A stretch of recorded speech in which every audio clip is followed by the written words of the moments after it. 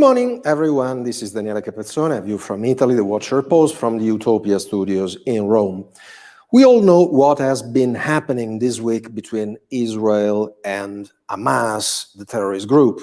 Hamas decided to launch several rockets against Tel Aviv, and of course there was retaliatory action, several airstrikes decided by the government led by Prime Minister Netanyahu, who said from the very first moment that Hamas would be paying a high price for their attacks.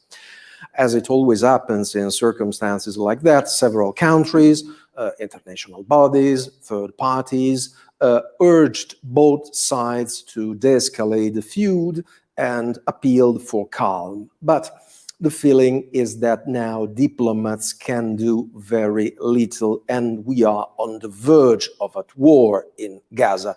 Yesterday, Israeli forces announced the possibility of a boots-on-the-ground operation that might last as long as necessary. We will see what's going to happen. As far as I'm concerned, I can make 5 remarks on that situation. The first one is, please don't focus on the details of the situation. Look at the bigger picture and at the deeper causes of the conflict. Second, Hamas knew and knows very well what Israel's red lines were and are, and the consequences of crossing that red lines. Third, Israel has full right to defend itself and its citizens. Fourth, it's quite unacceptable to make a sort of moral equivalence between Israel and Hamas, between a democratic state, the only democracy in the region, and a terrorist group.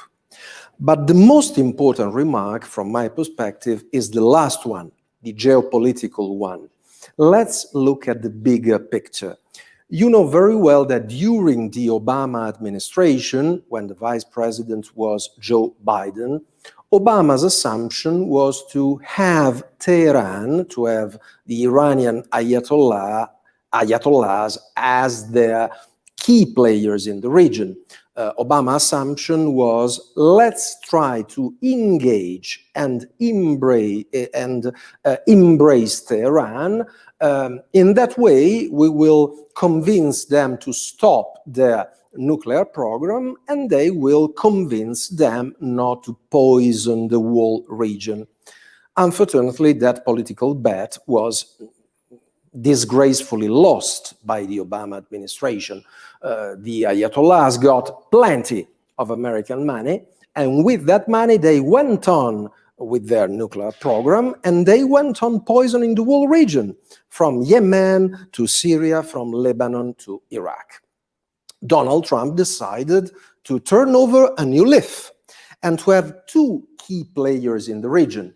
On the one hand, Jerusalem, of course. On the other hand, and it was a wise choice from our perspective, Riyadh, Saudi Arabia, as the most important Arab player and as a stabilizing force in the region.